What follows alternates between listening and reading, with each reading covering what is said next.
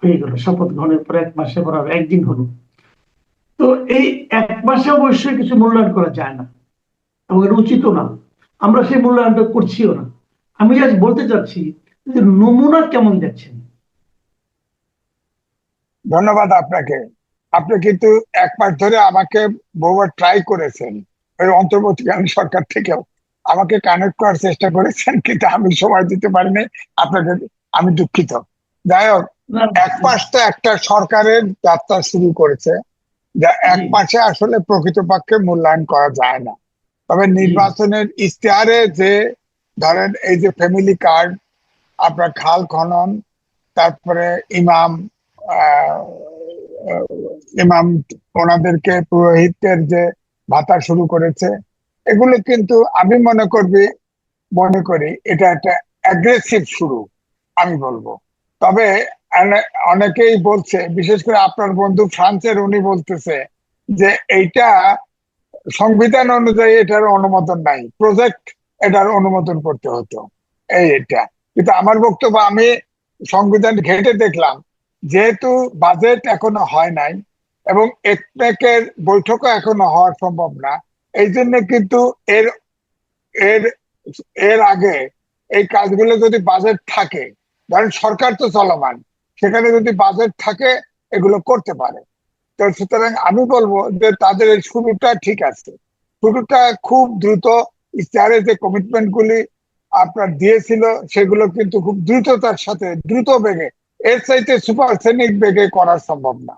কিন্তু আমার বক্তব্যটা হচ্ছে এখানেও একটি কথা, যে এর বাইরেও কিন্তু ধরেন আইন শৃঙ্খলা বাহিনী, আহ শৃঙ্খলা অনেকটা নিয়ন্ত্রণে এসেছে, এটা ঠিক। কিন্তু এখনো দুর্নীতির কিন্তু লাগাম টানা যায় না। আপনারা দেখেন, এই যমুনা টিভি বগুড়া থেকে শুরু করে কারণ বাজার পর্যন্ত কিন্তু তারা চাঁদাবাজি হয় ট্রাকে ট্রাকে, এটা দেখিয়েছে। তারপরে ধরেন, এখন একা তো দেশ চালানো যায় না। তারেক রহমান তিনি দেখেন, তার নিজের চলা ফেরা অনেক সহজ করে ফেলেছে, একদম ওয়েস্টার্ন ব্রিটেনে ছিল, উনি ব্রিটেন কালচারে বড় হয়েছেন। উনি কিন্তু খুব সহজ, এখন 9টার সময় সবাই অফিসে যায়। এসব আগের যে ট্রেডিশনাল রাজনৈতিক বা মুভমেন্ট প্রধানমন্ত্রী, সেটা কিন্তু পরিবর্তন করে ফেলেছে। কিন্তু আমার বক্তব্য হচ্ছে তার সামনে কিন্তু অনেক সংকট আছে। সংকট আছে, এক হলো, আপনি দেখেন এখন যে নির্বাচন হয়ে গেল, এই নির্বাচনে বিএনপি 2/3 মেজরিটি পেয়েছে। এটা কিন্তু সব কিন্তু পজিটিভ ভোট ওনার আসে নাই। কারণ আমাকে একদিন জিজ্ঞেস করেছিল জামায়াত এত ভোট পেলে কেন। আমি বললাম যে এই যে আল্লাহ খোদার টিকিট বেচছে। দুই হলো, শেষের দিকে একটা তাফালিং রীতিমতো শুরু করে বিভিন্ন জনের ভিতরে একটা সন্ত্রাস ভীতি সঞ্চার করে ফেলেছে। এই জন্য মানুষ এই অন্ধকার যুগে যাতে না যেতে হয়, এই জন্য বিএনপি কে ভোট দিয়েছে। আর আমি বলি, বিএনপির ভিতরে গুপ্ত জামাত আছে 20%, এরাও কিন্তু জামাতকে ভোট দিয়ে দিয়েছে হয়তো, এই জন্য ভোট বেড়ে গেছে। তা আমি বলবো যে তার দলকে কিন্তু ঠিক করতে হবে, একটা মধ্যপন্থী জাতীয়তাবাদী দল, যেখানে সবাই আশ্রয় নিতে পারে, সেরকম একটা দল তৈরি করতে হবে। এটা কঠিন কাজ, গুপ্ত জামাত অর্থাৎ ক্লিন মধ্যপন্থী জাতীয়তাবাদী দল করা, তার কিন্তু একটা দায়িত্ব। আমি দেখলাম যে ছাত্র দলের যে আপনার কমিটি হবে, সেটাও কিন্তু নির্বাচনের মাধ্যমেই করার চেষ্টা করছে তিনি। কিন্তু অনেকগুলো ধরেন, এই যে ভিসি নিয়োগ করেছে, প্রশাসক নিয়োগ করেছে অ্যাডমিনিস্ট্রেশনে, এটার দুটো দিকই আছে। একটা হলো নির্বাচিত সরকার তো নির্বাচন দিবে, এখন নির্বাচনে ইশতেহার বাস্তবায়নের জন্য যে বিদ্যুৎ বেগে চলেছে, তাতে করে আপনার সব জায়গায় তো অন্তর্বর্তীকাল ইউনিট সরকার প্রশাসক বসিয়ে দিয়েছিল, সব জায়গায় তো ইলেকটেড ছিল না। এই মুহূর্তে হঠাৎ করে নির্বাচন করে এতগুলো জায়গায় নির্বাচন করাও সম্ভব না। হয়তো আমি আশা করব যে তারা নির্বাচন দ্রুত দিবে। তবে ভিসি নিয়োগে ধরেন আমাদের সময় যেটা ছিল, আমি তো প্রথম স্বাধীনতার পরের আহ প্রথম ব্যাচ, আমি জাহাঙ্গীরনগর ইউনিভার্সিটির প্রথম ব্যাচ, সেখানে প্রফেসর সায়েন্টিস্ট মফিজউদ্দিন আহমেদ পেয়েছি, ওখানে প্রফেসর জিল্লুর রহমান সিদ্দিকী, সৈয়দ আলী হাসান, ডক্টর কামাল হোসেন, এইটা ডক্টর এনামুল হক, তাদেরকে কিন্তু দূরবীন দিয়ে দেখতে হতো কোন রাজনীতিতে বিশ্বাস করে। কিন্তু যখন ইউনিভার্সিটি চালাতেন, কোন পলিটিক্স কিন্তু তাদেরকে আচ্ছন্ন করতে পারতো না। এখন কিন্তু যাদেরকে বিসি দেওয়া হয়েছে, এগুলো কিন্তু আমি বলতেই হবে যে সব দলের ক্যাডার এখানে কিন্তু সিনিয়র এবং যোগ্যতা এবং পতিতদশা প্রফেসর এখানে বাছাই করলে ভালো হতো। একটু বলেন। জি। আচ্ছা, এই সরকার মানে নতুন যে সরকার গঠিত হলো আমাদের নেতৃত্বে, এই সরকারের মন্ত্রী পরিষদের নাম যখন ঘোষণা করা হলো, অনেকেই কিন্তু একটা প্রশ্ন খুবই বলেছেন, আমি নিজেও করেছি, যে হোয়াই খলিলুর রহমান? এই প্রশ্নটা কি আপনার মনে এসেছিল? আমার মনে এসেছিল এবং আমি কথাও বলেছি। হঠাৎ করে খলিল রহমানকে নেওয়ার ফলে অনেকগুলো বিতর্ক কিন্তু ভিতরে ভিতরে মানুষের ভিতরে প্রশ্ন। সে অন্তর্বর্তীকালীনের উপদেষ্টা ছিল। দুই অন্তর্বর্তীকালীন সরকার আগেও একবার তত্ত্বাবধায়ক সরকার ছিল, তার প্রধান ছিল লতিফুর রহমান। তিনি তার লতিফুর রহমান সাহেবের পিএ ছিলেন। তখন কিন্তু ওই সময় মিনিস্ট্রির একজন নারীকে আর একজন গুলি করে মেরে ফেলল, অর্থাৎ তার সাথে জানা যায় যে পরকীয়া ছিল। তো তারপরে তিনি বিদেশে ভেগে যান। এখন তাকে যে হঠাৎ করে বানানো হলো, এ ধরনের একটা বিতর্কিত লোক, এবং বিএনপি তো তাকে বহিষ্কার চেয়েছে, বিএনপিও চেয়েছে। সুতরাং হঠাৎ করে কেন, কি কারণে এটা করা হলো, এটা তো আজকেও জনমনে তো পরিষ্কার না। তিনি এমন কি করতে পেরেছেন বলেন তো? ডিস্ট্রিক্ট রাজ্য এমন কি করতে পেরেছেন, এমন কি যোগ্য লোক তাকে বানাতে হয়েছে? এখন হয়তো আমেরিকার সাথে গোপন চুক্তি টুক্তি, তিনি আমেরিকান সিটিজেন, হয়তো সেই সুযোগটা নেওয়ার জন্য কিনা আমি জানি না। তবে বিএনপির ভিতরে প্রচুর লোক আছে। এখন ধরেন যে যারা মন্ত্রী প্রতিমন্ত্রী বানিয়েছে এরা তো সব তরুণ, সেখান থেকে তো ওনারা আরো নিতে পারতেন। এই ধরনের বিতর্কিত লোক মিনিস্ট্রিতে নেওয়া আমার মনে হয় না নিলে ভালো করতো, কারণ এটা কিন্তু ভিতরে প্রশ্ন আছে। তারপরে ধরেন বাংলাদেশ ব্যাংকের গভর্নরকে, তিনি তার নীতি আছে, বিএনপির আদর্শ আছে, পলিসি আছে। একটা গভর্নর বদলাইতেই চাইতে পারে, তাকে বলে দিলেই তো হতো।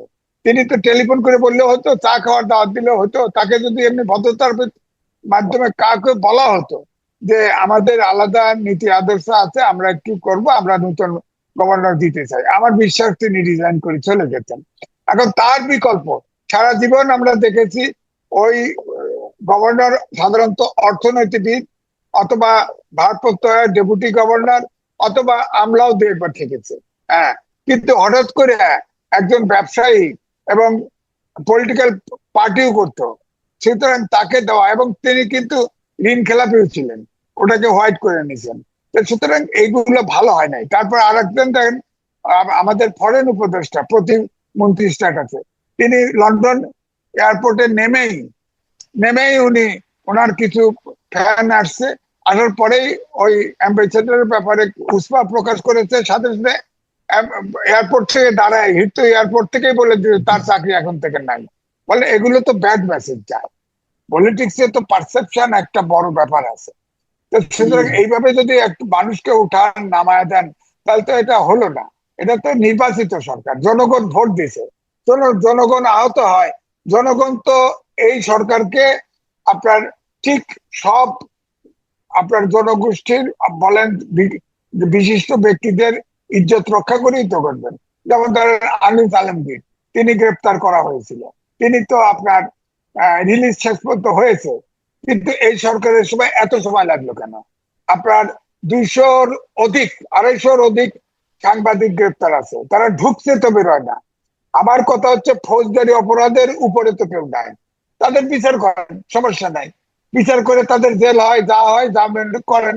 কিন্তু যারা এই ফৌজদারি অপরাধের বাইরে আছে, তাদের কেসটা তো হিয়ারিং হওয়া উচিত, এবং আইন তার স্বাধীনভাবে, অন্তত পক্ষে আমরা তো, ধরেন আমি তো বিএনপিতে 3বার মহাসচিব ছিলাম, আমরা তো বলছি যে বরাবরই কোর্টের সমন ছাড়া কোনো সাংবাদিককে গ্রেপ্তার করা উচিত নয়, এটা স্লোগান দিয়েছি। এখন তো দেখা যায় মনে না চাইলে, ইচ্ছা না থাকলে ধরে নিয়ে যায়। আলোচনা আনিস আলমগীরের কথা শুনেছি, তো তার বিরুদ্ধে তো ফাইনালি কিছু অভিযোগ দিতে দরকার, বিনা অভিযোগে ধরে নিয়ে গেছে। তো এই জন্য আমি বলছি যে এইটা কিন্তু আপনার পিপুলস পারসেপশন। আপনি দেখেন তারেক রহমানের আশেপাশে ধরেন যারা আছে, যেসব দায়িত্ব নিচ্ছে, প্রেসিং বলেন, আপনার রিসার্চ সেল বলেন, সেখানে আমি তো অনেকে চিনি, চেহারা দেখেই বলি এখানেও তো দুর্নীতিবাজ আছে, এখানেও গুপ্ত জামাত আছে। এগুলো ওনাকে দেখতে হবে। ধরেন আজকে আমি জানি না এই যে মেঘনাতে আপনার দেখা করবে, আহ প্রধানমন্ত্রী জনগণের সাথে দেখা করবে, সেখানে ধরেন বিএপিজ এবং ডিউজে কে কার্ড দিয়ে দিছে। হ্যাঁ, ধরেন আমার মতো লোক আপনি পাইছেন কিনা জানি, আমি তো দাঁত পাইনি, তো উনি কার্ড দেওয়া দেবে ডিউজে বিএপিজে। আমি তারেক রহমান সাহেবকে ডাইরেক্ট বলেছি, বিএপিজে ডিউজে পুরোটা জামাতের হাতে চলে গেছে, একমাত্র প্রেস ক্লাব আছে, প্রেস ক্লাবকে উদ্ধার করা যায়, জামাত মুক্ত করা যায়। তো উনি তো জানেন, উনি বিএপিজে ডিউজের প্রেস ইফতার পার্টিতে আসেন নাই, ওনাকে বলার প্রধান অতিথি করে আনার চেষ্টা করা হয়েছে, উনি আসেন না, কারণ ওনার মাথায় আছে। তো এখন আমার বক্তব্য হলো পুরোটাই ওই ব্রিটেনি কায়দায় হলে হবে না, বাংলাদেশ এবং ব্রিটেনি কালচার দুটো মিলেমিশে লাগবে। হ্যাঁ, আপনার আমার কথা হচ্ছে তার চ্যালেঞ্জ এটা, এরপরে তো যুদ্ধ ইরাক ইরান, আপনার ব্রিটেন, যুক্তরাষ্ট্র এবং ইসরায়েল যুদ্ধ আছে, এটাতেও অর্থনৈতিক চ্যালেঞ্জ তো আছেই। হ্যাঁ, সুতরাং অর্থনৈতিক ইউনিস তো ফোকলা করে দিয়ে গেছে দেশটা, তো সুতরাং এই দেশটাকে চালানো খুব কঠিন কঠিন। এখন যদি টিমটা তার যদি সম্পূর্ণ তার আদর্শিক না হয় এবং টিমটা যদি নির্ভরশীল না হয়, টিমটা যদি সঠিক ভাবে কথাবার্তা, যেমন আপনি জানেন তো এক মন্ত্রী বলে দিল যে সমঝোতা করে পয়সা নিলে চাঁদাবাজি না, কিন্তু জোর করে নিলে চাঁদাবাজি, এইসব কথা তো অর্থ তো ভিন্ন দাঁড়ায়। হ্যাঁ, এখন বললো যে গাড়ির টিকিট কেউ দাম বেশি নিচ্ছে না, কোচের ভাড়া বেশি নিচ্ছে না। হ্যাঁ, কিন্তু বেশি তো নিচ্ছে, এটা তো মানুষ বিশ্বাস করে না, যে দিল। এখন ধরেন প্রায় 80 লাখ থেকে 1 কোটি লোক ঢাকার থেকে বেরিয়ে গেছে, তারা তো ভাড়া দিয়ে গেছে, তারা তো ঠিকই তা বলবে যে আমি 500 টাকার ভাড়া 700 দিছি, 300 টাকার ভাড়া 500 দিছি, বলবে তো, বলবে তো। সুতরাং আমার মনে হয় যে এই বাহুল্য কথা বলা, আমার মনে হয় একটু হিসাব করে বলা উচিত, কারণ এটা পিপুলস পারসেপশন কিন্তু খারাপ হয়, কারণ তারা বুঝতে হবে যে তাদের বিরোধী দল আছে একটা রেডিক্যাল ফোর্স, এই ফোর্সকে কিন্তু তাদের মোকাবেলা করতে হবে। সুতরাং যে জনগণ আছে, জনগণ যাতে বিরক্ত না হয় এমন কোনো কথা বলা উচিত হবে না, কারণ এই বিরোধী দলকে ফেস করতেও কিন্তু একটা বিরাট সমস্যা আছে।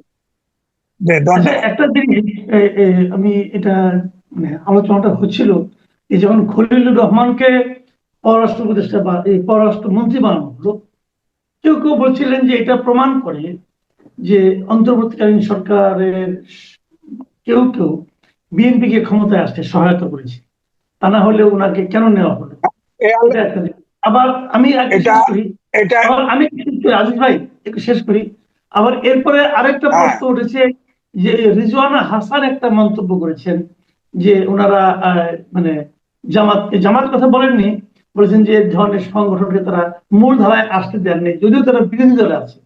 তো এই দুইটা ঘটনার মাধ্যমে এটা কি মানুষের এরকম ভাবার সুযোগ আছে যে এই ইউনূস সরকারের না মানে ইউনূস অন্তর্বর্তীকালীন সরকার না এই বিএনপি ক্ষমতা আনার জন্য নানা রকম ক্যারিকেচার অথবা ইঞ্জিনিয়ারিং করেছে? না, খলিলুর রহমান সাহেবের এই কথা নিয়ে অনেকের ভিতরে কিন্তু এই সন্দেহ আছে, সন্দেহ তৈরি হয়েছে যে যে বলা হচ্ছে না ইঞ্জিনিয়ারিং করা হয়েছে, ইলেকশন ইঞ্জিনিয়ারিং করা হয়েছে, হয়তো তাকে এই কারণেও বিএনপি আগেই কথা বলা ছিল, সে এটা ইঞ্জিনিয়ারিং সহযোগিতা করেছে।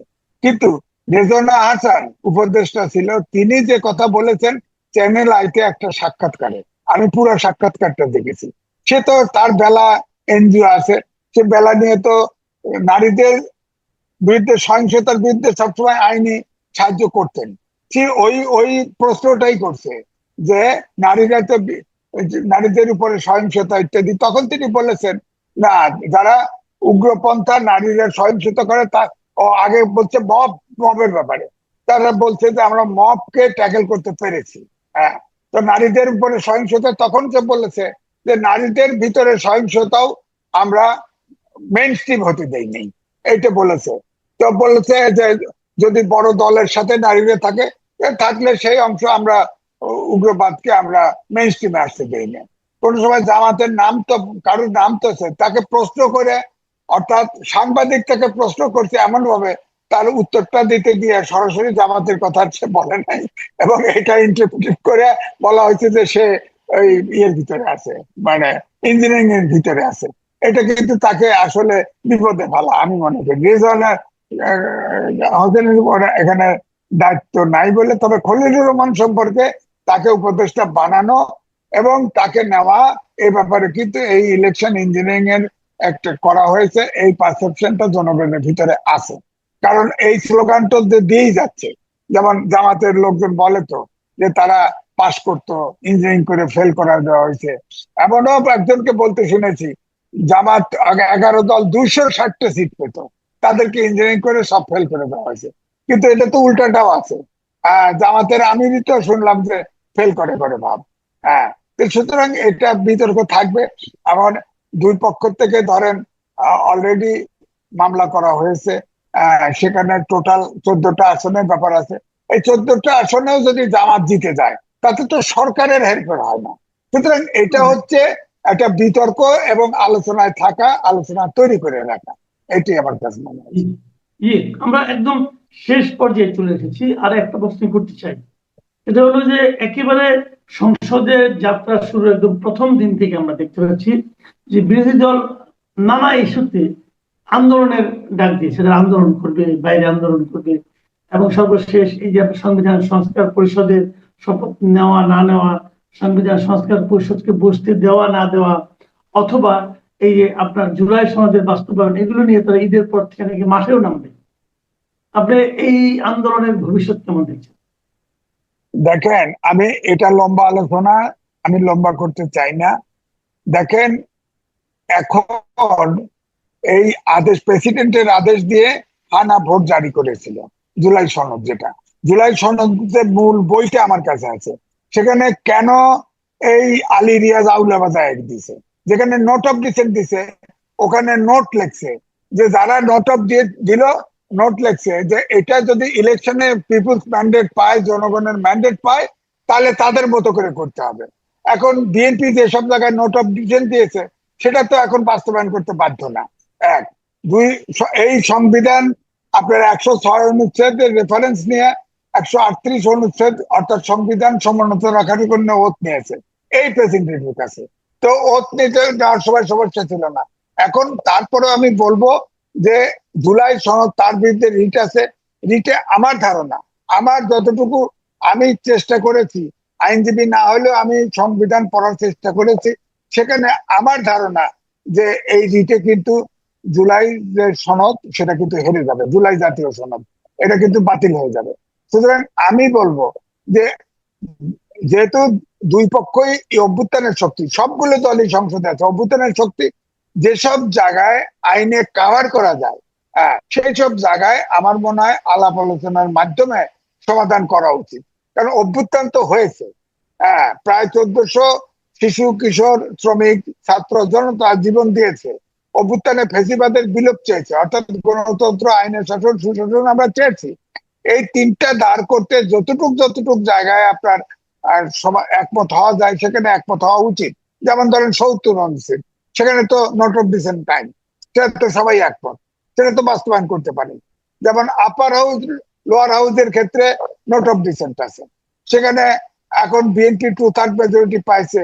এখন বিএনপি যদি না মানে কিছু করার নাই, অর্থাৎ বিএনপির প্রস্তাব ছিল যতগুলো পার্লামেন্টের সিট সেই অনুপাতে উচ্চ কক্ষে যাবে, আর 11 দলের দাবি ছিল ভোটের অনুপাতে 11 দলে যাবে।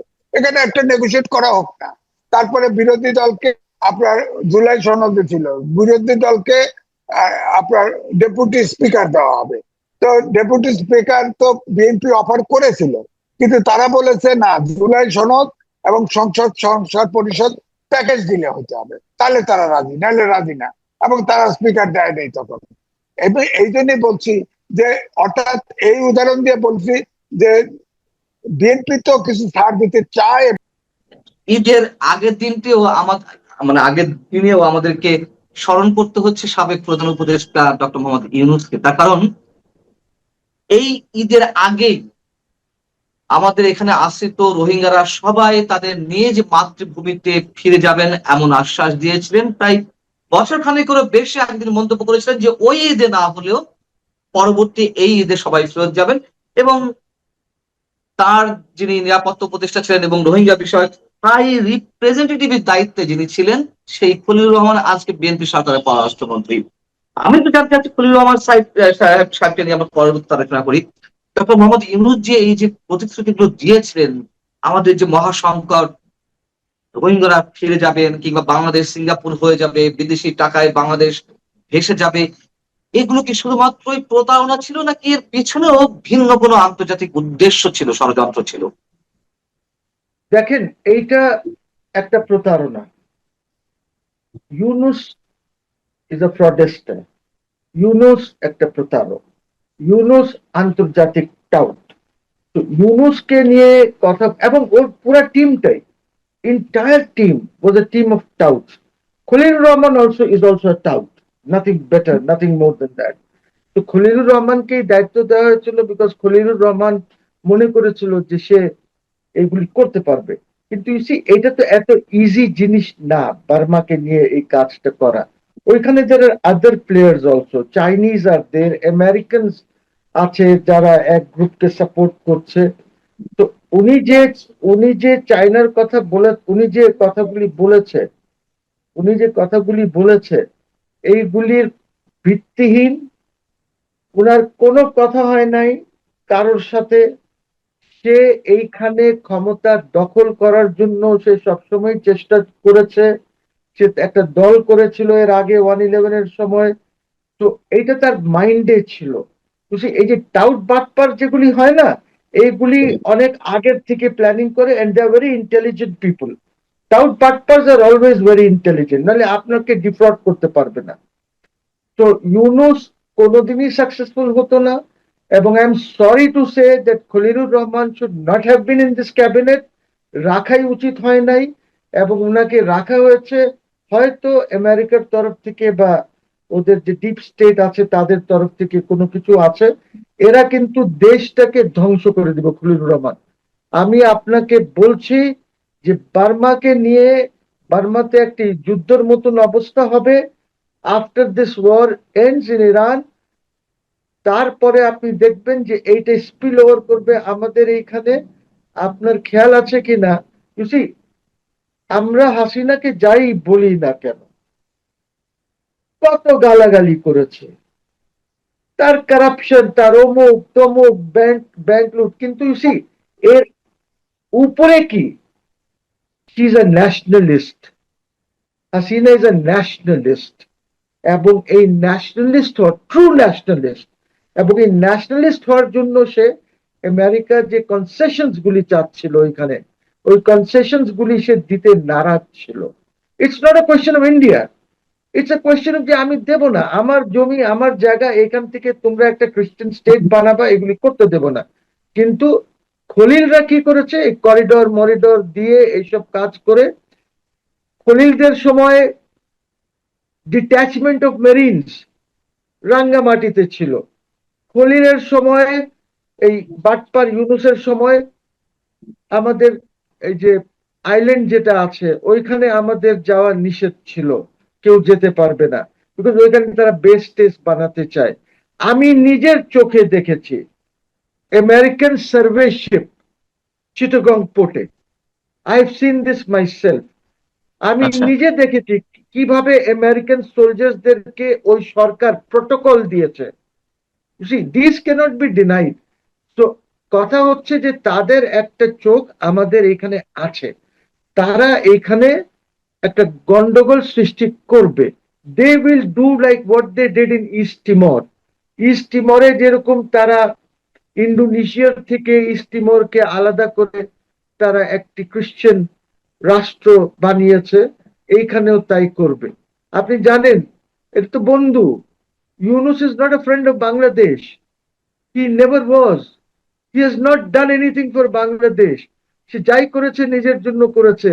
এই জন্য ইস্ট টিমরের প্রেসিডেন্ট বাংলাদেশ ভিজিট করেছে, তার সময় আলাপ আলোচনা করেছে কিভাবে এই খ্রিস্টান স্টেটটা বানান যাবে। তার তো একটা ইতিহাস আছে, ইটস নট আ মুসলিম ইতিহাস ইউনুসের। সো এইগুলি তো কলিমুল্লাহ অনেকবার বলেছে, প্রফেসর কলিমুল্লাহ, আমরা সবাই জানি। I need not repeat that. তো এখন প্রশ্ন যেটা হচ্ছে সেটা হচ্ছে যে দেশ ঝুঁকির মুখে আছে। দেশ ঝুঁকির মুখে আছে এবং দেশ পরিচালনা যেটা করা হচ্ছে আমি জানি না কতটুকু এরা সাকসেসফুল হবে, because American designs in Bangladesh continue. আপনি জানেন পান্না, আপনি বোধহয় জানেন না, ঢাকার থেকে the CIA headquarters for South Asia is Dhaka. You don't know perhaps. G, south Asia, যেরকম ফ্রান্সের যে ইন্টেলিজেন্স এজেন্সি আছে তারা সাউথ এশিয়াকে কন্ট্রোল করে, মানে ঢাকাকেও কন্ট্রোল করে থ্রু নিউ দিল্লি। সো এই যে এইখানে এই যে কন্ট্রোলার যিনি আছেন উনি কিন্তু এইখানে থাকেন না, উনি থাকেন সিঙ্গাপুরে। এইখানে যে সিআইএ যে হেড আছে he is the political councillor or something, but south Asia পুরোটা কন্ট্রোল। এই হেডকোয়ার্টারটি কবে স্থাপিত হয়েছে ঢাকাতে? এই হেডকোয়ার্টার অনেক দিন থেকে আছে, অনেক দিন থেকে আছে। অনেকদিন মানে কোন সরকারের সময় থেকে? এইটা আমার পক্ষে হয়তো বলা সম্ভব হচ্ছে না, বাট এটা আছে। ইউসি পান্না, ইউসি আপনাকে বলি, এদের অপারেশনস যেটা আছে এরা এইভাবে করে যে এটা আমি আপনি ordinary man will not know. এদের এইখানে অনেক অনেক কি বলে ওইটাকে, এজেন্টস আছে এবং তারা আন্ডার কভার কাজ করে। This are undercover agents and those agents are not necessarily Bangladeshi, but there are Bangladeshi undercover agents যারা কিন্তু অন্য দেশে কাজ করে, নট ইন ঢাকা। এখানে অন্য দেশের কভার এজেন্টস আছে যারা এইখানে কাজ করছে। এইটা ওদের কিন্তু অনগোয়িং পারপিচুয়াল একটা অপারেশন আছে, এটা কোনো এক সময় হয় না। এই জন্য আমাদেরকে খুব কেয়ারফুল থাকতে হয়, কেয়ারফুল থাকা উচিত। যারা পলিটিক্স করছেন বা যারা রাজনীতি করেন ওদেরও তো কিছু ইন্টেলিজেন্স প্রয়োজন আছে। ওরা যদি ইন্টেলিজেন্স বিহীন রাজনীতি করেন তাহলে they are in trouble, I am telling you. আমার একটা প্রশ্ন আছে, আমি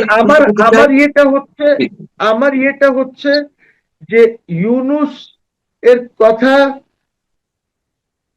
বলার কোনো দরকার নাই, হি ইজ গন।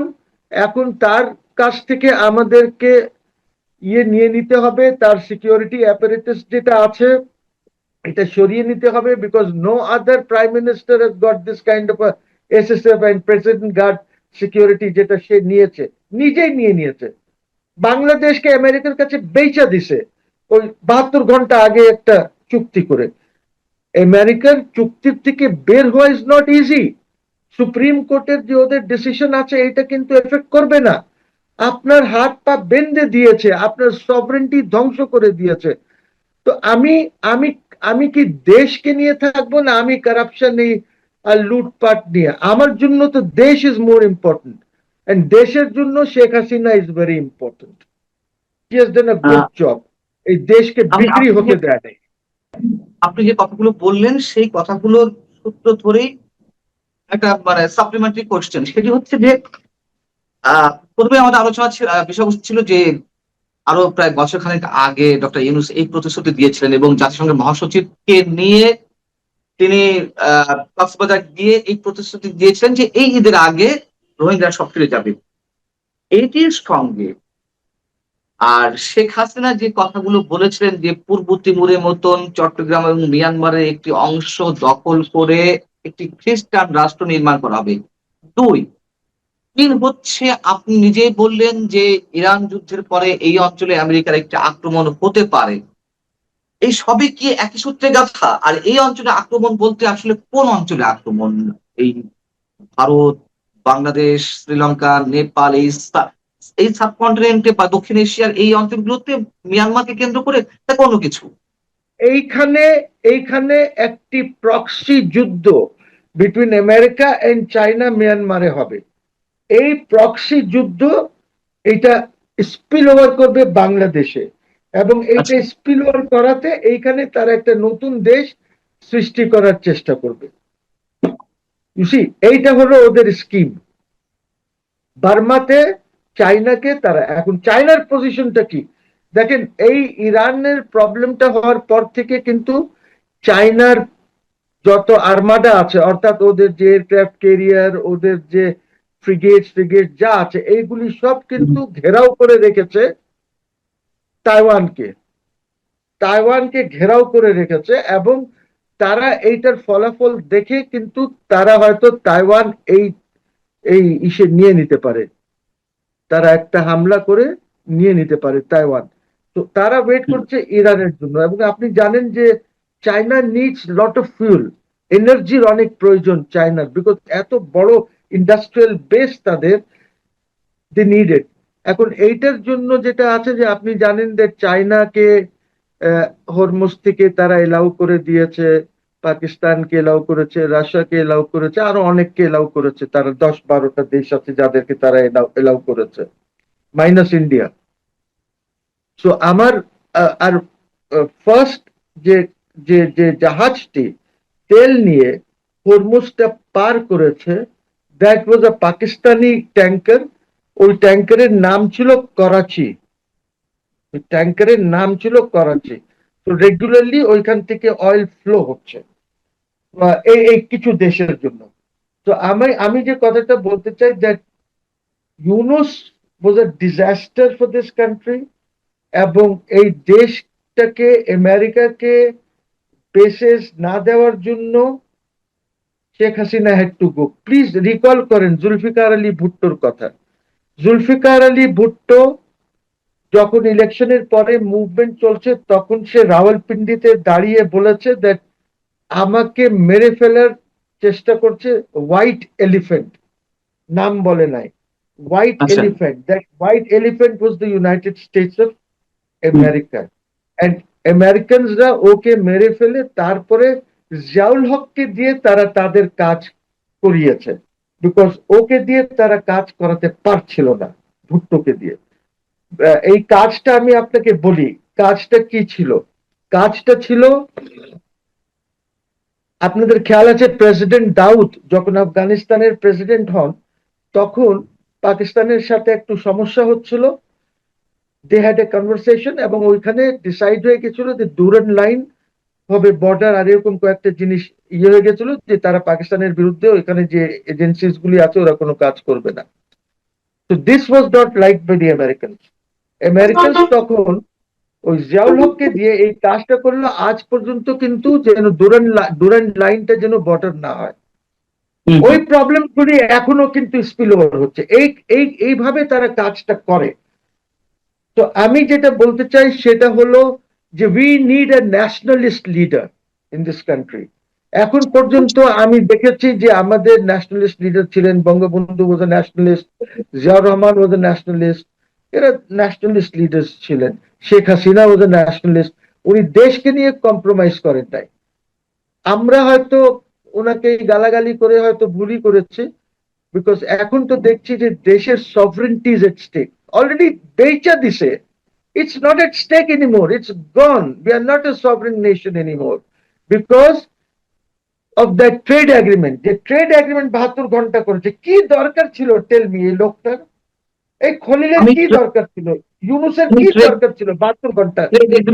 আসবো, ছোট করে আসবো। আমি তার আগে একটু ধারাবাহিকতা রাখার জন্য আমি যে খ্রিস্টান রাষ্ট্র নিয়ে কথা বলছেন সেই জায়গা থেকে একটু বলি। আপনি জানেন যে ভারতে গত শুক্রবার কলকাতা থেকে মার্কিন মার্সেনারি বা ভাড়াটের সৈন্য, একজন ভাড়াটের সৈন্য নাম ম্যাথু ভ্যান ডাইক, তাকে আটক করেছে সে দেশের ভারতের ন্যাশনাল ইনভেস্টিগেশন এজেন্সি NIA। একই সঙ্গে ইউক্রেনের 6 জন সদস্যকে আটক করা হয়েছে, ইউক্রেনের নাগরিককে। এবং তারা এখন এই বিষয়টিকে কেন্দ্র করে ভারতের গোয়েন্দা সদস্যরা বলছেন যে শেখ হাসিনা যে বলেছিলেন বাংলাদেশের 2024-এর মে মাসের দিকে যে একটা সাদা চামড়ার ব্যক্তি তাকে জানিয়েছেন যে বাংলাদেশে বিমান ঘাঁটি করতে দেওয়া হলে তার ক্ষমতা পাকাপোক্ত থাকবে। এবং সেই কথার সূত্র ধরে শেখ হাসিনা বলেছিলেন যে একজন সাদা চামড়া মানুষের কথা অনুযায়ী যেটি বোঝা গেল যে এই অঞ্চলে চট্টগ্রাম এবং মিয়ানমারের একটি অংশ কেন্দ্র করে একটি খ্রিস্টান রাষ্ট্র তারা তৈরি করতে চায়, পূর্ব তিমুরের মতন। এবং তিনি বলেছেন যে আমি যতক্ষণ আছি এগুলো হতে দেব না। এখন তারই এই বক্তব্য নিয়ে ভারতে বেশ আবারও আলোচনা শুরু হয়েছে, বেশ এটা ভাইরাল হয়েছে তার বক্তব্যটি নতুন করে। এবং এখানে বলা হচ্ছে যে যারা আটক হয়েছে তারা বিপুল পরিমাণ ড্রোন এনে মিজোরাম এবং মিয়ানমারের বিভিন্ন বিদ্রোহী গোষ্ঠী বা এথনিক আর্মড গ্রুপের হাতে তুলে দিচ্ছে। এবং কথাও আমরা জানি যে বাংলাদেশে KNF যেটি বিচ্ছিন্নতাবাদী গোষ্ঠী, তা দীর্ঘদিন ধরে সংগঠিত হচ্ছে। তাদের যে নেতা নাথান বমও মিজোরামে পালিয়ে আছেন, আত্মগোপন করে আছেন। এই সব যেই আলামত বা সিমটম, এগুলো কি আসলে খুব ভিন্ন বার্তা দিচ্ছে আপনার মনে হয়? Of course Sheikh Hasina was right, তারা এটাই করতে চাচ্ছে তো। এবং আমি যে কথাটা বললাম যে বার্মাতে একটি প্রবলেম সৃষ্টি হবে, সিরিয়াস প্রবলেম, ওইটা basically will be directed against China. Proxy হবে, যেটা স্পিল ওভার করবে আমাদের এখানে। স্পিল ওভার করার পর এই নতুন দেশটি সৃষ্টি করার একটি চাপ সৃষ্টি হবে। দেখেন, আপনি জানেন যে একজন আমেরিকান ওয়েস্টিনে খুন হয়েছিল, খেয়াল আছে? He was murdered. Why was he murdered? Because he was involved in these things. যেগুলি কুচি একটা আছে না, যেটা ইন্ডিয়াতেও প্রবলেম ক্রিয়েট করছে। জি, এরা সবাই ওকে নিয়ে। আমাকে এক সূত্র থেকে বলা হয়েছে যে that murder was carried out by raw, স্পষ্ট ভাবে বলা হয়েছে আমাকে। ঠিক আছে, তো আমার প্রশ্ন ওর কাছে যে বলেছে এটাই ছিল যে এখানে যে খুন হলো কে করেছে, সে এক বাক্যে বলেছে র। ঠিক আছে, সো কোয়েশ্চেন ইজ যে এখানে একটা গেম চলছে বাংলাদেশে। এই গেমটাকে এগিয়ে নিচ্ছে ইউনূস এবং Khalilur Rahman. They are the pioneers of this. তারা বাংলাদেশকে ভেঙে দেবে, তারা খুব খারাপ। যদি I hope this government realises and Khalilur Rahman is removed immediately as the foreign minister. আমি জানি না পারবেন কিনা উনি রিমুভ করতে, বিকজ ওনার উপরে কত প্রেশার আছে গভর্নমেন্টের উপরে। কিন্তু রিমুভ করে এই দেশে অনেক ভালো লোক আছে যাদেরকে আপনি ফরেন মিনিস্টার বানাতে পারেন। যে লোক দেশ বিক্রি করেছে ওকে আপনি রেখে দিলেন, যে সই করে আসছে 72 ঘন্টা, আপনার মাকে বিক্রি করে এসেছে, আপনি ওকে রেখে দিলেন এস ফরেন মিনিস্টার। কি এখানে আর লোক নাই? অনেক লোক আছে, ইভেন আমাদের খুব ভালো ডায়াসপোরাতে লোক আছে, আপনি নিয়ে আসেন, ওদেরকে বানান। কিন্তু ওকে রেখে আপনি কিচ্ছু অ্যাচিভ করতে পারবেন না। রোহিঙ্গার হাই রিপ্রেজেন্টেটিভ একটাও রোহিঙ্গা গেছে? রোহিঙ্গা এসেছে বোধহয় ইউনূস সাহেবের সময় 1.5-2 লক্ষ রোহিঙ্গা আরো ঢুকেছে বাংলাদেশে, যাই তো নাই, ঢুকেছে। এরা তো বাংলাদেশকে ডিস্টেবিলাইজ করার চেষ্টা করছে।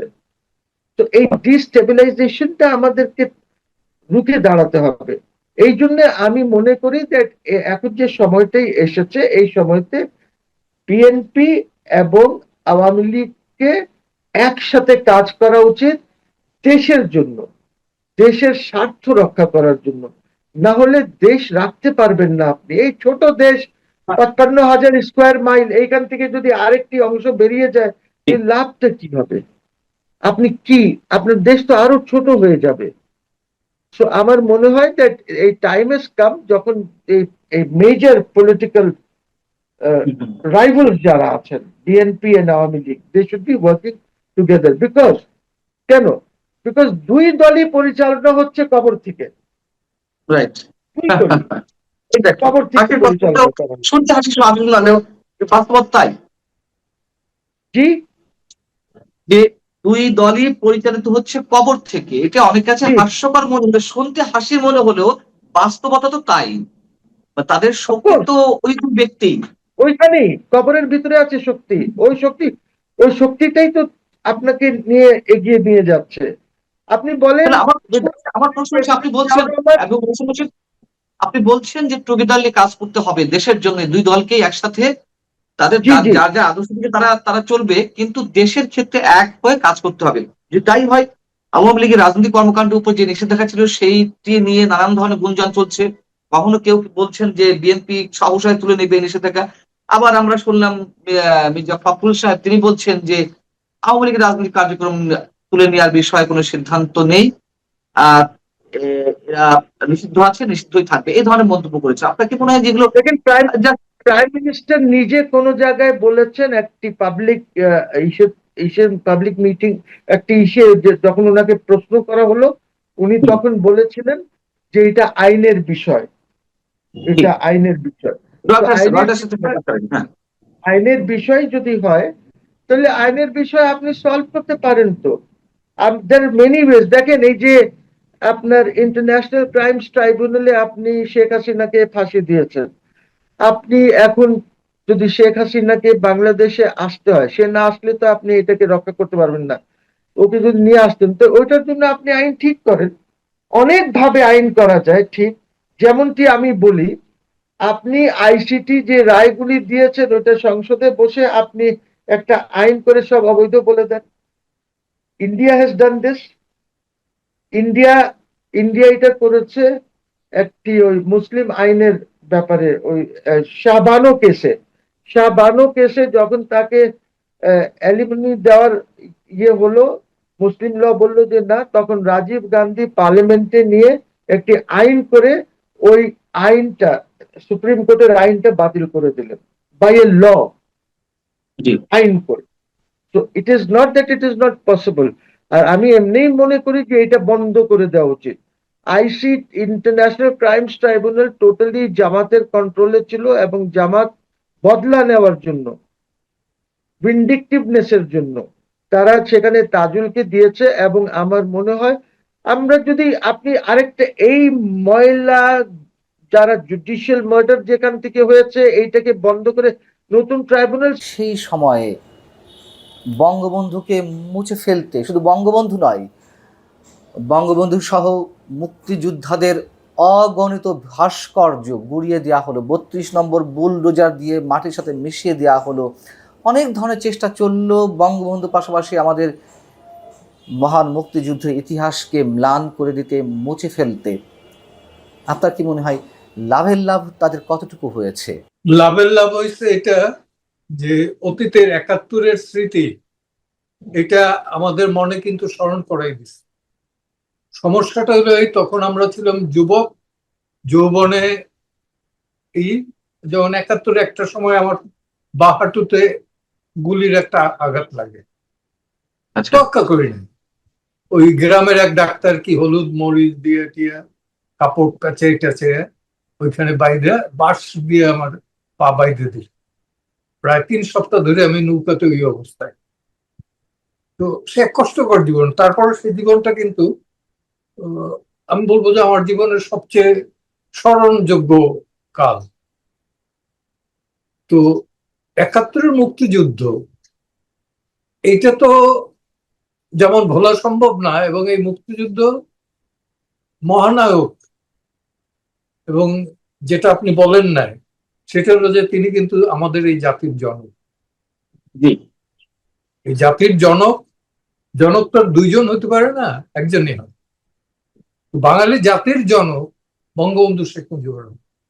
কারণ যেখানে 32 নম্বর ভাঙা হচ্ছে, আর্মি আছে। আমি এগুলো কিন্তু অনলাইন বলছিলাম যে এই সেনাবাহিনী কি সেনাবাহিনী না আনসার বাহিনী, যারা দেখতেছে হচ্ছে বাধা দিচ্ছে না। তো খুব কষ্ট লাগছে আমার কাছে, খুবই কষ্ট লাগছে। এবং আপনার খেয়াল আছে কিনা যে ভয়েস অফ আমেরিকায় এই ইউনুসের যখন ইন্টারভিউ নিচ্ছিল তখন তাকে বলছিল 32 নম্বর এবং এই সব নিয়ে, তখন উনি যেভাবে রিয়েক্ট করলেন, তার বডি ল্যাঙ্গুয়েজ, এই যে আপনার কি দেখেন না 24-এ সেই অতীতে সবকিছু ছাত্ররা রিসেট বাটনে চেপে দিচ্ছে, চেপে দিয়ে রিসেট বাটন। আমি বিলিভ মি এরপর সহ্য আর করতে পারলাম না। আমি ফেসবুকে গিয়ে লাইভে এটা প্রোটেস্ট করলাম। আমি বললাম যে ডক্টর ইউনুস, তোমার ব্যাকগ্রাউন্ড আমি জানি না, কিন্তু মুক্তিযুদ্ধের সময় তোমার কোনো কন্ট্রিবিউশন ছিল এটা আমার জানা নেই। পরে শুনলাম 2 একজনে বললো যে হ্যাঁ না, উনি চাঁদা দিচ্ছেন, ই করছেন। চাঁদা তো দিতেই পারে, দিছে কি দেয় না এটা তো কোনো ডকুমেন্ট নাই। উনি নাকি জনমত গড়ে তুলছিলেন। কি উনি নাকি দেশের বাইরে থেকে বাইরে ছিলেন, আমেরিকায় ছিলেন, আমেরিকা থেকে কোথায় জনমত গঠন করছেন আমি জানি না, আমি কোনো ডকুমেন্টস পাইনি। যাই হোক, তার পক্ষে অনেকে লিখছেন, ই করছেন পরবর্তীতে, এবং আমাকে বলছেন যে আপনি জানেন না উনি আমেরিকা বসে যুদ্ধ করছে। আমরা বলি, আমেরিকা বসে কেন, চাঁদে বইও অনেকে যুদ্ধ করছে। আমার কাছে ইটস ইমম্যাটেরিয়াল। চাঁদে বসে যদি কেউ সাপোর্ট দেয়, দ্যাট ইজ ইমম্যাটেরিয়াল। এদের ধ্যান ধারণায় বঙ্গবন্ধু ছিল 1 নম্বর শক্তি, 2 হলো 71। আমি একটু প্রশ্ন করতে চাই, যে বিষয় একটু স্পর্শকাতর, সেটি হচ্ছে আজকে বঙ্গবন্ধু কিংবা মুক্তিযুদ্ধকে নিয়ে যেভাবে একটা উন্মাদনাময় খেলা শুরু হয়েছিল বা মাঝে মধ্যে হয়ে থাকে, এটির জন্য আসলে দায়ী কারা? মানে অনেকে বলেন যে এর জন্য আওয়ামী লীগ দায়ী। আওয়ামী লীগ বঙ্গবন্ধুকে পৈতৃক সম্পত্তি হিসেবে নিয়েছে, দলীয় সাইনবোর্ড হিসেবে নিয়েছে। আবার অনেকে বলে না, আওয়ামী লীগের হাতেই বঙ্গবন্ধু কিংবা মুক্তিযুদ্ধ নিরাপদ। আসলে আপনার মতে কি? কেন বঙ্গবন্ধু আওয়ামী লীগের হাতে স্বাধীনতা নিরাপদ, এটা সত্যি। এতে কোনো স্বাধীনতা মানে কি যে দেশের সার্বভৌমত্ব, শাসনতন্ত্র, এটা নিরাপদ। 71 নিরাপদ, আওয়ামী লীগ, সিপিবি এদের। মুক্তিযুদ্ধে যারা অংশগ্রহণ করছেন, কিন্তু আদার্স তাদের হাতে এটা নিরাপদ বলে আমি মনে করি না। আমি একটু মাঝখানে বলি যে এই যে আপনি গ্রেপ্তার হলেন 28শে আগস্ট, তাই না? আপনারা তো ভিকটিম, একটা মব আপনাদের অ্যাটাক করছেন। সেটার জন্য আমার জানা মতে আপনি ফোন করছিলেন পুলিশকে, টু সেভ ইউ পিপল, আপনাদেরকে সেভ করার জন্য। পুলিশ কি করলো? এসে আপনাদের ভিকটিমদের ধরে নিয়ে সন্ত্রাস বিরোধী আইনে ঢুকিয়ে দিল। এইটাতে কিন্তু আপনিই বোঝেন যে সংবাদপত্রের স্বাধীনতা ও মিডিয়ার স্বাধীনতা, সাবজেক্ট কি ছিল 71 এবং 72-এর সংবিধান। তো এইখানে তো সন্ত্রাসের কোনো নামগন্ধ নাই, বরঞ্চ এর বিরুদ্ধে যারা কথা বলবে তারা সন্ত্রাসী, তারা সন্ত্রাসী। তো এখন সেখানে কি দেখলেন আপনি? আপনারা যারা ভিকটিম, যারা নির্যাতিত, তারা হইলেন আসামি, আর যারা নির্যাতন করলো, যারা আক্রমণ করলো, তারা কিন্তু এখানে কেউ আসামি হইলেন না। তারা হলো জাতীয় বীর। হ্যাঁ, তাই কি, জুলাই যোদ্ধা। হ্যাঁ, এ আর কি বলবো, জুলাই যোদ্ধা। এদের রাস্তাঘাটে খুঁজেও পাওয়া যাবে না আগামীতে, এটা নিশ্চিত থাকেন। এখনই লুকিয়ে লুকিয়ে বেড়ায়। তো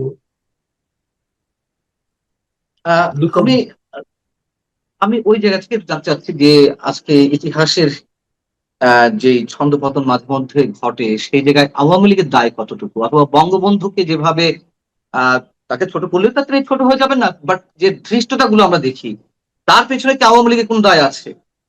অবশ্যই আছে। আমি নির্মল সেনের একটা কথা বলি। নির্মল সেন বলছে যে নির্বাচনে জিতলে পরে আওয়ামী লীগ জেতে, হারলে পরে কিন্তু পুরো জাতি হারে।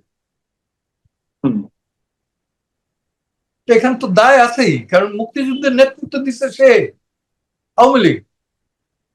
বাংলাদেশের স্বাধীনতা যুদ্ধের নেতৃত্ব দিচ্ছে সে, আওয়ামী লীগ। তো আওয়ামী লীগের তো মূল দায়িত্ব কাকে কিভাবে রক্ষণ করবে, নাই করবে, সংগঠন থেকে শুরু করে রাজনীতি। তবে একটা জায়গায় আমারই হয়, সেটা হলো বঙ্গবন্ধুকে নিয়ে তারা যে তাদের দলীয় এটা ঠিক হয়, এটা আমিও একমত। আমি এটা ওপেন কোর্টে যখন বলে যে জাতির পিতা হিসেবে এটি করতে হবে, আমি তো বুঝছি যে কারণটা কি। কারণ হলো এরা অ্যাপিলেট ডিভিশন যান, তো প্রমোটেড হয়েছিল, কিন্তু সাবসিকুয়েন্টলি করোনায় মারা গেছে। তো আমি দিদেন আওয়ামী লীগের নেতা যারা আইনজীবী ছিলেন তাদের বললাম যে এটা ঠিক আছে, এটা কিছুতে না জয় বাংলা, এটা জাতীয় স্লোগান। তারা জাতীয় স্লোগান দিয়ে বলছে যে এটা করবে। যখন এই মুরাল বানাবার কথা বলা হয় প্রত্যেকটা উপজেলায়, আমি কোর্টে দাঁড়িয়ে বলছিলাম যে আমার একটা রিকোয়েস্ট আছে। আমি বাংলাদেশে না, ইন্ডিয়াতে দেখছি যে গান্ধী, নেতাজি সুভাষ বোসের স্ট্যাচু, এখানে কাকে, বিভিন্ন পাখিতে তার যে বর্জ্য এটা ফেলে। এতে নষ্ট হয়। আমি চাই না যে বঙ্গবন্ধু দিতে, না আমি ইউএনের অর্ডার দিয়ে দিতেছি, রেগুলার দেখবে। আমি বলছি এটা অ্যাবসার্ড। তো বেসিক্যালি তো তাই। এই যে জুডিশিয়ারির এই অতিরঞ্জিত একটা ভূমিকা, এখানেও এটাও ইনভলভ, এটাও দায়ী। মানে যারা শ্রদ্ধা করার তো করবেই, বঙ্গবন্ধুকে হ্যাঁ, যারা শ্রদ্ধা তো জোর করে আনা যাবে না, আইন দিয়ে তা কারো ভালোবাসা নির্মাণ করা যায় না। না না। এবং বঙ্গবন্ধুকে আমি এটাও বলি যে আপনি যদি ইতিহাসের পাতায় কোথাও নাও রাখেন, সারা পৃথিবীতে, আমি যখন একবার মন্ট্রিয়েলে গেছি, গিয়ে একটা বই বাইর করে দেখলাম যে এটা কিসে লেখা, ফ্রান্স ল্যাঙ্গুয়েজ। তো ফ্রান্স ল্যাঙ্গুয়েজ আমি পড়তে পারি না। কুইবেক সিটি, কুইবেক তো হলো ফ্রান্স কলোনি ছিল, যে কারণে ওখানকার ল্যাঙ্গুয়েজ ফ্রান্স। তো ওইখানে দেখতেছি যে বঙ্গবন্ধুর ছবি টবি, তবে ওদের যে মেয়ে, ওটাই করলাম যে তুমি পড়ি বুঝাও তো। সে আমার 7 মার্চ থেকে বঙ্গবন্ধুর লাইফ টোটালটা পড়ি, প্রায় 26-27 পাতা পড়ি শোনাই। অ্যাডভোকেট জেরা খান পান্না, আমি খুব ইনফর্মাল একটি কোশ্চেন করি, বাট কোশ্চেনটি খুব জরুরি। সেটি হচ্ছে যে আমরা দেখি আওয়ামী লীগের খুব সুসময়ে আহ অনেক সাংস্কৃতিক ব্যক্তিত্ব, বুদ্ধিজীবী, শিক্ষক, দার্শনিক, রাজনীতিবিদরা তো রয়েছেনই, তারা মুক্তিযুদ্ধের কথা বলতে বলতে বঙ্গবন্ধুর সম্পর্কে বয়ান দিতে দিতে মুখে ফেনা তুলে ফেলেন। কিন্তু গত 1.5-2 বছরে যখন মারাত্মক দুঃসম হয় জাতির, আমরা তাদের কোনো ধরনের বক্তব্য শুনিনি। সামনে থাকার তো দূরের কথা, অনেকে বলে যে জীবনের নিরাপত্তা ছিল, নিরাপত্তাহীনতার বিষয় ছিল, মানে জীবনের নিরাপত্তাহীনতার বিষয় ছিল। দূর থেকেও তো দুই একটি কথা বলা যায় সোশ্যাল মিডিয়ায়, তাদেরও কোনো মানে সে ধরনের কোনো বক্তব্য শুনি। আবার যখন হয়তো সুদিন ফিরে আসবে, তারা ফিরে আসবে এবং তারা এই বহাল তবিয়তে থাকবেন। এই সংস্কৃতি বন্ধ হওয়ার কোনো পথ আছে কিনা? এটা বিশ্ব সংস্কৃতির একটা অঙ্ক। যেমন আচ্ছা। অর্থনীতি, অর্থনীতি কিন্তু এই যে মুক্তবাজার অর্থনীতির বাইরে আমরা যেতে পারছি। হ্যাঁ, কারণ স্বয়ং রাশিয়ার অর্থনীতি যখন ভেঙে পড়ছে গর্বাচকের গ্লাস নষ্টের থিওরির পর, তারপর থেকে কিন্তু একতরফা একটা অর্থনীতি, মুক্তবাজার অর্থনীতি, পুঁজিতন্ত্র, এর এক্সট্রিম জায়গায় চলে গেছে। যেমন ডোনাল্ড ট্রাম্প সে ন্যাটোকে বলে যে তোমরা যদি হেল্প না করো ইরানের এগেনস্টে, তাহলে ন্যাটোর খবর আছে। এই যে ল্যাঙ্গুয়েজ, এটা তো আগে ছিল না, এখন হচ্ছে, তাই না?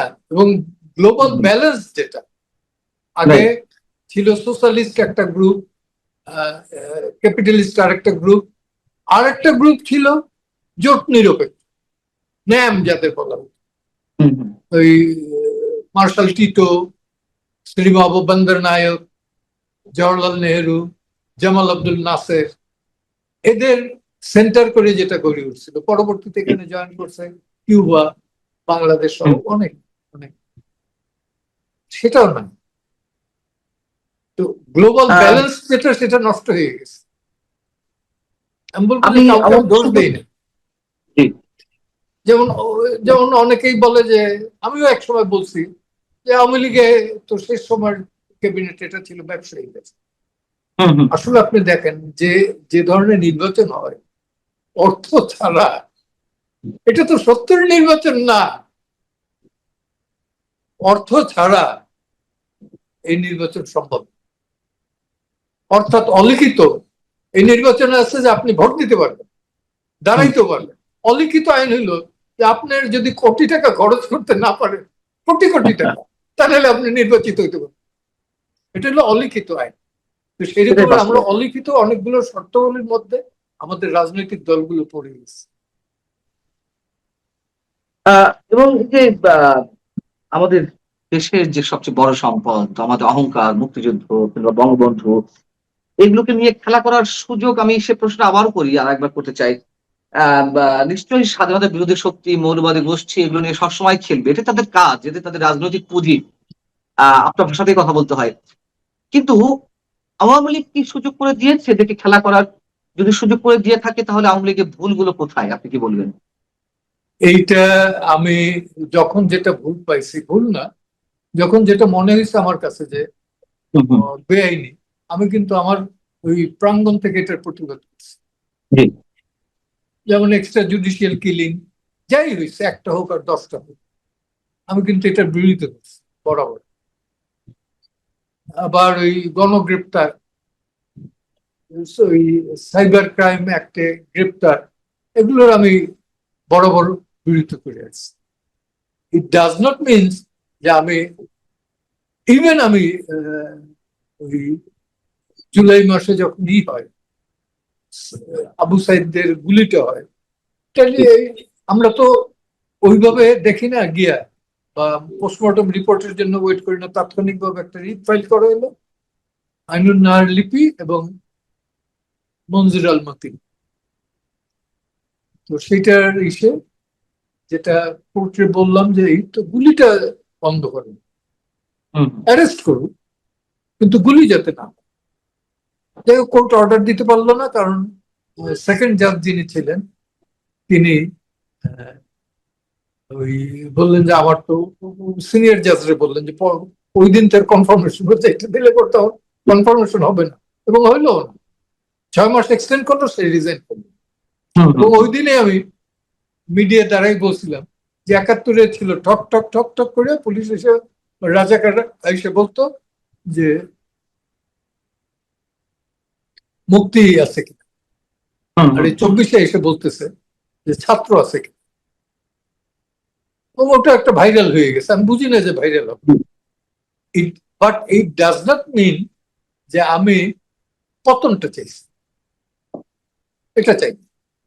ওই জায়গা থেকে যে প্রশ্ন করা হয় যে গুলি নিয়ে তো নানান ধরনের এখন অনেক কিছু বেরোচ্ছে, যে স্নাইপার রাইফেল নিয়ে বা আরো অনেক ধরনের ঘটনার বিস্তারিত বর্ণনা আমাদের সামনে আসছে, তখন আমরা তো ধরে নিয়েছি, বা এখনো আওয়ামী লীগ দায়ী এড়াতে পারে না 24 আন্দোলনে যে গুলির ঘটনাগুলো ঘটেছে, আইন শৃঙ্খলা রক্ষাকারী বাহিনীর সদস্যরা গুলি ছুড়েছে, সত্য কথা। কিন্তু কতজন তাদের গুলিতে নিহত হয়েছে, কতজন থার্ড পার্টির গুলিতে নিহত হয়েছে, সেটি তো একটা বড় প্রশ্ন এখন এই মুহূর্তে। সেই জায়গা থেকে আপনার কি মনে হয় যে গুলিগুলো আসলে এটাকে ইটস এ ভাইটাল কোশ্চেন। এবং 5ই আগস্টের পরে কারা নিহত, 5ই আগস্টেও বা পাবলিক কতজন মারা গেছে আর পুলিশ বাহিনীর কতজন মারা গেছে, তারও তো হিসাব নাই, তাই না? এবং আন্দোলনে তো আমিও ছিলাম, আপনিও ছিলেন। আপনি কি পোড়াইতে গেছেন কোনো কিছু? পোড়াইলো টাকা, গভর্নমেন্ট তো নিশ্চয়ই এগুলো পোড়াবে না, তার প্রপার্টি তো সে পোড়াবে না। গভর্নমেন্ট নিশ্চয়ই পুলিশ সদস্যদের হত্যা করবে না, হ্যাঁ, কম করবে না। টেলিভিশনে গিয়ে গভর্নমেন্ট আগুন লাগাবে না, এটা কমন সেন্সের ব্যাপার। এবং সেটা পরবর্তীতে তো বিভিন্ন ইসে দেখলাম যে আমি করছি, অমুক করছি, এই রামপুরে দিয়ে লোক নিয়ে ভেতরে টেলিভিশনে আক্রমণ করছি। কেউ কেউ বলছে আমরা যদি থানা না করে হবিগঞ্জে না করতাম তাহলে তো এই আন্দোলন সফল হতো। ইটস ট্রু, তারা এগুলো করছে, আমাদেরকে একটা দেখে 10টা কাজ করছে। রাইট। এবং সত্য কথা, আমি যখন শহীদ মিনারে গেছি, আমার পেশাগত জায়গা থেকে হোক আর যে কারণে হোক, ওই 24 আন্দোলনের সময় শেষ দিকে, অর্থাৎ 2রা আগস্টের দিকে বা 3রা আগস্ট, তখন দেখছি বঙ্গবন্ধু ভাষণ চলছে, মুক্তিযুদ্ধের গানগুলো চলছে, তোমার আমার ঠিকানা যমুনা স্লোগান দেওয়া হচ্ছে। সো আমরা তো, আমাদেরকে মিসগাইড করা হয়েছে বা আমরা বিভ্রান্তির মধ্যে পড়ে গিয়েছিলাম, এগুলো তো অনেক কথা। আমি এই যে ছাত্রলীগের লুঙ্গির নিচে শিবির যেটা বলে লোক, এটার জন্য দায়ী কে? অবশ্যই আওয়ামী লীগ, ছাত্রলীগ। তো এই নেতৃত্ব তো আমাদের ছিল না। আমি তো পাকিস্তান আমলে করে আসছি, তখন তো ক্রাইসিস, কই আর একটা দলের লোক জোর করিয়েও আনতে পারি না। আমি অবশ্যই অবশ্যই। এবং যদি থেকেই থাকে, এখন যখন বলছে যে শিবির ঢুকে গিয়েছিল ছাত্রলীগের মধ্যে, আওয়ামী লীগের মধ্যে গুপ্ত জামাত ছিল, তো গুপ্ত জামাত ছিল, যখন হেলমেট বাহিনীর কথা বলা হচ্ছে যে ওগুলো গুপ্ত জামাত ছিল, তাহলে হেলমেট বাহিনী তখন ধরা হয়নি কেন? হ্যাঁ, হেলমেট বাহিনীর কার্যক্রম তখন বাদ দেওয়া হয়নি কেন? হুঁশিয়ারি উচ্চারণ করা হয়নি কেন? আওয়ামী লীগের ফাদার মাদার সংগঠন যেগুলো ছিল বা দায়িত্বে যারা ছিলেন। অবশ্যই ভুল। আমি শেষ যে কোশ্চেনটি করতে চাই, আপনার কাছে উত্তরটি নিতে চাই।